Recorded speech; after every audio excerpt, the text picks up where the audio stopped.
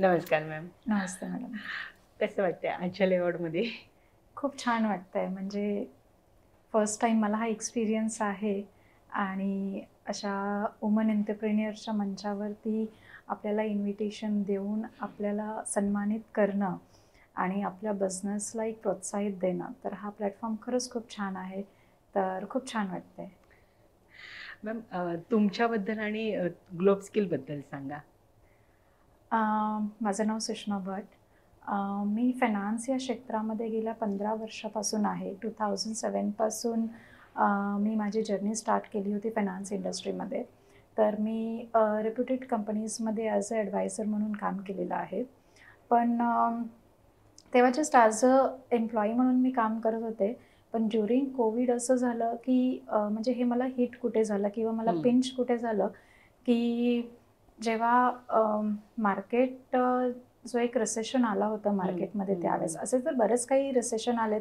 सगळ्यांना जर माहिती असेल हर्षद मेहता 1982 स्कॅम, कारण त्याच्यावरती एक पिक्चर बनलेला आहे आणि त्याच्यामुळे लोकांना ते माहिती आहे. सर असे बरेच रिसेशन आलेले आहेत आणि प्रत्येक रिसेशनच्या मागे काही ना काहीतरी रिझन्स आहेत. तर मग ह्याच्यामध्ये असंच आहे, की कोविड हा एक लेटेस्ट आहे, की लोकांना माहिती आहे. मग त्यावेळेस असं झालं, की मी तर इन्व्हेस्टमेंट करत असते, पण मग मला जो लाभ भेटतो किंवा मी जो फायदा घेतेय त्याच्यामधून तसाच फायदा जर माझे फ्रेंड्स आहेत, माझे कलिग्स आहेत, माझे रिलेटिव्स आहेत, त्यांनीही घ्यायला पाहिजे. म्हणून मी त्यावेळेस जस्ट एक क्युरिओसिटी म्हणून मी सगळ्यांना कॉल केला, की अरे तुम्ही पण करा, मी पण करते, मार्केट खूप खाली आहे. मी टिप्स देत नाही, फ्रँकली स्पीकिंग. मी हे शेअर्स घ्या, ते शेअर्स घ्या, मी तसं नाही सांगत. पण हो, इन्व्हेस्टमेंट करू शकतो, अपॉर्च्युनिटी आहे through mutual fund, through systematic investment plan. असे बरेच असेट अलोकेशन्स आहेत आपण ज्याच्यामध्ये करू शकतो. पण मग तेव्हा मला अशी खूप खंत जाणवली, की मला 90% मला रिव्हर्ट असा आला, की नाही मला तर ह्याच्यात पैसे डुबणारच आहेत माझे. कारण की भरपूर लोकांना शेअर मार्केट हा एक सट्टा वाटतो. तो सट्टा कुठपर्यंत आहे, जो अनलेस अँड अंटिल तुम्ही ती कन्सेप्ट अंडरस्टँड नाही करत, अनलेस अँड अंटिल तुम्ही कोणाकडून ॲडवाइस नाही घेत. आजच्या तारखेला आपण काय करतो, जर ताप आला तर आपण क्रोसिन खातो, राईट, एक होममेड उपचार. पण जर तो नाही झाला तर नंतर we have to go to doctor. तर सेम हिअर, प्रत्येक गोष्ट आपण स्वतः नाही मॅनेज करू शकत.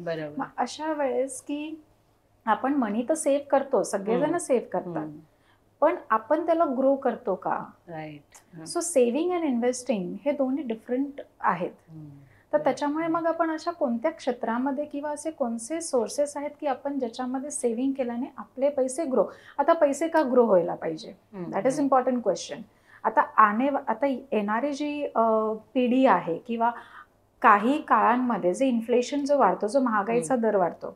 आता जर माझ्या मुलाला जर MBA करायचं आहे, जर रेप्युटेड इन्स्टिट्यूटमधून, सो डेफिनेटली मला 1 करोड फीस तर डेफिनेटली मला द्यावी लागेल. जर मला त्याचं एज्युकेशन IIT, IIM मधून जर करायचं आहे, definitely I have to count that fees. Right. परत मला माझं लाईफ एन्जॉय करायचं आहे, for example. Then we have different wishes to fulfil in our life. एक ड्रीम हाऊस आहे, ड्रीम कार आहे, हॉलिडेज आहे, रिटायरमेंट लाईफ आहे. आता ह्या सगळ्यांची तडजोड तर आपण एकत्र नाही करू शकत ना. तर प्रत्येक स्टेजेस आहेत, त्याला आपण फायनान्शियल गोल्स म्हणतो. आणि ते फायनान्शियल गोल्स जे आहेत ते आपल्या रिक्वायरमेंटनुसार आपण ते डिझाईन करतो. दॅट इज वाय आज फायनान्शियल ॲडवायझर खूप इम्पॉर्टंट आहे प्रत्येकाच्या लाईफमध्ये, कारण प्रत्येकाची ती एक वैशिष्ट्य नाही आहे. मग तेव्हा मला जाणवलं, की लोक का इन्व्हेस्ट करत नाही का? एक तर त्यांना नॉलेज नाही आहे, दुसरी गोष्ट नॉलेज नाहीये, पैसे आहे पण भीती आहे. का? कारण पैसे डुबतील का? कारण त्याच्यामध्ये इन्व्हेस्टमेंट कशा प्रकारे केली जाते हे आजच्या तारखेमध्ये कोणी सांगत नाहीये. आणि बाहेर असे बरेच लोक आहेत, की ओके तुमचे पैसे टाकतो आम्ही आणि मग ते दुसरेच कोणी निघतात आणि ते त्याच्यामुळे कसं होतं, की जे जेन्युइन आहेत त्यांच्याकडेही ते पोचत नाही. म्हणून मग मला तेव्हा असं वाटलं, की नाही, मला एक लो लेवलपासून ते हाय लेवलपर्यंत मला एक अवेअरनेस क्रिएट करायचं आहे, ज्याच्यामध्ये मी मॅक्झिमम लोकांपर्यंत पोहोचू शकते. त्यांना शेअर मार्केटमध्ये इन्व्हेस्टमेंट करणं, फक्त शेअर्स नाही, इक्विटी नाही, त्याच्यामध्ये म्युच्युअल फंड्स, SIP, PMS, असे खूप काही असेट अलोकेशन्स आहेत. गोल्ड आपण जे फिजिकल गोल्ड करतो ते आपण डिजिटल गोल्ड पण करू शकतो. बरोबर. जे तुम्ही फिक्स डिपॉझिट ठेवतात ते आपण बॉन्ड्स मध्ये करू शकतो. जिथे तुम्हाला फिक्स डिपॉझिट 6.5% रिटर्न देते, इथे तुम्हाला 9% पण भेटू शकतो, जे सेफ्टी सिक्युअर रिटर्न्स आहेत.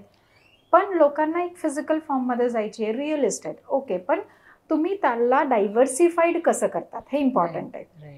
आज आपण जेवायला गेल्यावर थाळी खातो ना, का just to maintain the digestive system. जर मी फक्त एकच पदार्थ जास्त खाल्ला तर माझं डायजेशन बिघडणार आहे. पण जर मी सगळंच थोडं खाल्लं तर डेफिनेटली माझी मेंटेन राहील. सेम वे जर मला 100 रुपीज इन्व्हेस्टमेंट करायचे, why not to invest 10 rupees in different अलोकेशन्स.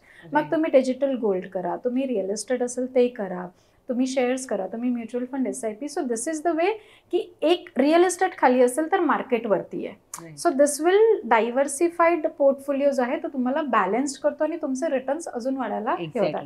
म्हणून मला हे मॅक्झिमम लोकांपर्यंत अवेअरनेस क्रिएट करायचंय आणि त्या थॉट पासूनच मग माझ्या कंपनीला सुरुवात झाली, ग्लोब स्किल. ग्लोब स्किल लोकांच्या गरजा कसं पूर्ण करते किंवा काय वेगळी? खूप छान क्वेश्चन आहे. कारण की जे already upper middle class family जी आहे, ज्यांच्याकडे पैसे आहेत, त्यांचे ऑलरेडी काही ना काहीतरी इन्व्हेस्टमेंट्स असतात आणि दे मॅनेज समहाऊ. पण ज्या लोअर मिडल क्लास फॅमिलीज आहेत, मी खूप थोडं मायक्रो लेवलवरती स्टडी केलं त्यांच्या सोबत राहून, तर मला इथे कळलं की ते एकतर BC रूपामध्ये जातात किंवा काही असे वेगवेगळे छोटे छोटे कन्सेप्ट असतात जिथे ते इन्व्हेस्टमेंट करतात. बरोबर. का? कारण त्यांच्याकडे एक मोठा इन्कम नसतो. पण तुमचं जर 10,000 रुपये जरी इन्कम असेल तर मी त्यांना एक अशा प्रकारे एक कॉन्फिडन्स देऊ शकते. तुम्ही 1,000 रुपीज जरी महिन्याचे सेव्ह केले ना तरी आपण त्या लेवलला पोहोचू शकतो. पण त्याच्यासाठी डिसिप्लिन हे खूप इम्पॉर्टंट आहे. आणि डिसिप्लिन सोबत तुम्ही ती अमाऊंट हळू. आता मी स्वतःचं उदाहरण देते. I started with 2,000 rupees. आता माझा पोर्टफोलिओ 2 CR पेक्षा जास्त आहे. का? कारण तो एक डिसिप्लिन आहे. So this is the way. मी एक लोअर मिडल क्लास फॅमिली जे BKC मध्ये जे डायमंड कंपनीज आहेत त्यांच्याकडे जे स्टाफ, जे वर्कर्स आहेत, तर सगळ्यांची मी SIP स्टार्ट केली आणि literally they have started with 1,000. आता त्यांचा पोर्टफोलिओ जेव्हा लॅक्समध्ये बघतात त्यांना एवढं बरं वाटतं, अरे मॅडम तुम्ही नसतात तर मी एवढे पैसे जमाच करू शकलो नसतो. सो दॅट इज वाय की मला असं वाटतं ह्या तऱ्हेने की मला फक्त एक मोठ्या स्वरूपात नाही करायचंय, मला एक छोट्या लोकांपर्यंत सुद्धा पोहोचून ज्यांना ही कन्सेप्ट नाही माहिती आहे किंवा मेन उद्देशाचा आहे की आपण लोकांना पैसा मोठा करण्यासाठी काय मार्गदर्शन करू शकतो. बरोबर. तुम्ही वेगवेगळे वर्कशॉप पण घेतले, तर त्याची प्रेरणा कुठून मिळाली आणि ते कसे वर्क करतायत? राईट. सो वर्कशॉपमध्ये हेच आहे. आता ह्याच कन्सेप्टमधून जसं मी म्हटलं की मला मॅक्झिमम लोकांपर्यंत पोचायचं आहे. मग मी असे वर्कशॉपच्या ह्याच्यामध्ये ज्याच्यामध्ये जसं आम्ही वुमेन्स डेला पण फक्त एक वुमेन्सचा वर्कशॉप ठेवला होता किंवा एक चिल्ड्रन्स वर्कशॉप. कारण आता तुम्ही जर बघितलं हा एक सेन्सिटिव्ह टॉपिक आहे फायनान्शियल लिटरसी. पण आजच्या तारखेमध्ये कोणत्याच स्कूलमध्ये म्हणजे हा टॉपिक अजून ऍड नाही झालाय. आपल्या अकॅडमिकच्या ह्याच्यामध्ये तो टॉपिक नाहीये जो असायला पाहिजे. कारण की हा टॉपिक तुमचा लॉंग टर्म पर्यंत तुमच्या सोबत असणार आहे. And might be it will come in coming years. मग मी ह्याच्यामध्ये जो चिल्ड्रन्स डे वरती आपण असे काही उपकरण करतो किंवा काही, तर मी असे वर्कशॉप्स कंडक्ट करत असते ज्याच्याने लहान मुलांनाही कळलं पाहिजे की एक्झॅक्ट सेव्हिंग म्हणजे काय. त्यांना सेव्हिंग म्हणजे एकच माहिती आहे, मम्मीने पैसे दिले मी पिगी बँकमध्ये टाकले. सो तिथे त्यांना कळलं पाहिजे की सेव्हिंगचा अर्थ नक्की काय असतो. मग तिथे आम्ही थोडंसं एक गेम्सच्या स्वरूपामध्ये आपण करतो आणि असे वर्कशॉप कंडक्ट केले जातात. परत शेअर मार्केटची ट्रेनिंग पण आपण जी देतो ती ह्याच्याकरता देतो कारण आता माझ्याकडे जे कॉलेजचे स्टुडंट्स आहेत सगळ्यांना ट्रेडिंग करायचे, फ्युचर ऑप्शन. राईट. पण मी हे सांगते फ्युचर ऑप्शन कधीच करू नये. त्याच्या मागचं कारण एक आहे की एक तुमच्यामध्ये तो कंट्रोल नसतो, दुसरीमध्ये एक लालच निर्माण होते. मला आज प्रॉफिट झालं, प्रॉफिट घेऊन बंद करा, उद्या अगेन यू कॅन स्टार्ट. पण मला अजून पैसे कमवायचे आहेत, अजून पैसे कमवायचे असतात. त्याच्या ह्याच्यामध्ये जे कमवलेले तेही जातात. आणि फ्युचर ऑप्शन करायचंय करू शकतो, पण त्याच्यासाठी अगेन तुम्हाला त्याचं नॉलेज असलं पाहिजे. जर तुम्हाला, कारण त्याच्यामध्ये स्ट्रॅटेजीज आपण वर्क करतो, जर तुम्ही स्ट्रॅटेजीने काम नाही केलं तर तिथे तुम्ही पैसे नाही जमवू शकणार. सो म्हणून आपण शेअर मार्केटची ट्रेनिंग पण ह्याच्यासाठी सुरुवात केली की मी त्यांना एक असा मेसेज देऊ शकते की तुम्ही करा, पण लॉस तेव्हा करायला पाहिजे जेव्हा तुम्ही काही कमवताय. So first you earn and then त्याच्यातून तुमचा लॉस होता तो it is not actual loss, तो तुमच्या प्रॉफिट मधला लॉस आहे. राईट. एक्झॅक्टली त्याच पॉइंटवर येऊया. Globe skill I think earning learning एक प्रोग्राम पण चालवते. या एक्झॅक्टली. तर तो काय आहे? सो असं म्हटलं जातं ना, लर्निंग है तो अर्निंग है. सो शिका आणि कमवा अशी पण माझी कन्सेप्ट आहे. तर माझ्याकडे अशा बरेच हाऊसवाईफ्स आहेत की मॅडम मला पण साईड बाय साईड काही करायचंय पण काय करू कळत नाही, मला शेअर मार्केट शिकायचंय पण ते इंग्लिशमध्ये बोलतात किंवा हे ट्रेडिंगचे कन्सेप्ट मला कळत नाही, परत तुम्ही इंग्लिशमध्ये शिकवणार. आय सेड आपल्याकडे असं काहीच नाही आहे, तुम्ही फक्त शिकण्याची एक जिद्द ठेवा. तर माझ्याकडे असे हाऊसवाईफ्स एक सर्कल आहे की ज्यांनी बेसिक्स शिकून पण आजच्या तारखेला ते दिवसाला 1000 रुपये आरामात बाजूला करतात. मग तेच आहे की आपण शिकण्यासोबत, आणि माझा जो सपोर्ट आहे तो लाईफ टाईम सपोर्ट आहे. असं नाही की तुम्ही माझ्याकडे शिकलात किंवा तुम्ही माझ्याकडे इन्व्हेस्टमेंट केली आणि टाटा बाय बाय. नो, आजच्या तारखेला माझ्याकडे 2007चे पण क्लायंट्स जोडलेले आहेत. तर मग त्याच्यामुळे कसं शिकत शिकत तुम्ही साईड बाय साईड प्रॅक्टिस करत अजून शिकू शकतात, अजून थोडंसं ॲडव्हान्स नॉलेज घेऊ शकतात की ज्याच्याने तुमची फीस पण तुम्ही स्वतःच कव्हर केली जाते ह्याच्यामुळे. बरोबर. सो हा एक प्रोग्राम आपला तसाच आहे, लर्निंग अँड अर्निंग. आता आपले जे कोर्सेस मी रन करते, ओके, तर त्याच्यामध्येही आपण असंच आहे की आपला फर्स्ट जो एक 10 डेजचा जो पोर्शन कव्हर होतो तो एक थिओरॉटिकल कव्हर होतो. त्याच्यानंतर सेम मी लाईव्ह मार्केटमध्ये त्यांना शिकवते, प्रॅक्टिकल वेजने केले जाते. आणि आमचे जे टेक्निकल ॲनालिस्ट आहेत त्यांचाही नेहमी सपोर्ट असतो. मी मोस्टली फंडामेंटल पार्ट कव्हर करते आणि टेक्निकल ॲनालिस्ट आपले दुसरे आहेत. तर मग त्याच्यामध्ये जर कोणाला एक शॉर्ट टू लॉंग टर्ममध्ये इन्व्हेस्टमेंट करायची आहे तर त्याच्यामध्ये माझा सपोर्ट असतो. ज्यांना ट्रेडिंग ह्याच्यावरती करायचं आहे, कारण trading it is mostly based on the technical analysis. कारण त्याच्यामध्ये व्हॉल्यूम, त्याच्यामध्ये जे चार्ट्स वगैरे क्रिएट होतात त्याच्याने आपल्याला इंट्राडे ट्रेडिंग करायला सोपं पडतं. मग त्याच्यामध्ये आमचे जे ॲनालिस्ट आहेत ते ग्रुपमध्ये जोडलेले असतात. तर त्यांना जे काही ऑनलाईन सपोर्ट जो आहे तो भेटतो आणि त्याच्यामुळे त्यांना शिकता शिकता ते ट्रेडिंग ॲज अ प्रॅक्टिस म्हणून करू शकतात. तर प्रॅक्टिस करताना आम्ही स्ट्रिक्टली सांगतो यू स्टार्ट विथ 1 लॉट और you start with minimum quantity.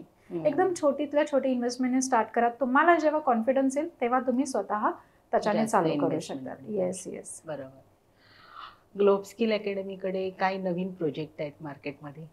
Again मी आता प्रोजेक्ट, आपल्याकडे फंडामेंटल ॲनालिसिसचे कोर्सेस आहेत.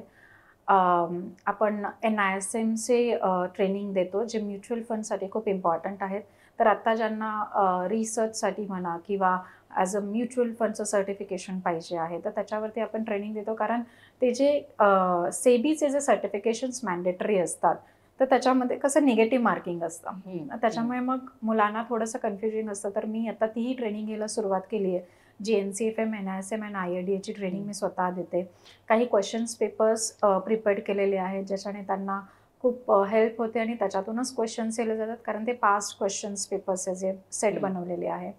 प्लस आपले कोर्सेस असे बनवलेले आहेत की ज्याच्याने जर माझा कोर्स करून जर कोणाला जॉब करायचा असेल तर त्याला ते हेल्पिंग होतं. जर कोणाला ॲज अ रिसर्चमध्ये जायचं तर मग त्याला काय शिकायला पाहिजे, त्याला मग फंडामेंटल्सचे काही टूल्स शिकायला पाहिजे.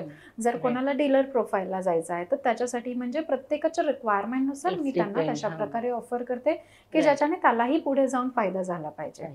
म्हणजे आपण इथे असं एक कस्टमाइज पण आपण हा कोर्स बनवू शकतो. असं नाहीये मी हा केलाय तर तू हाच घे. बरोबर. So first I will understand what is your requirement. Yes. आणि त्याच्यानुसार आपण तो एक कस्टमाइज आपण बनवून देऊ शकतो.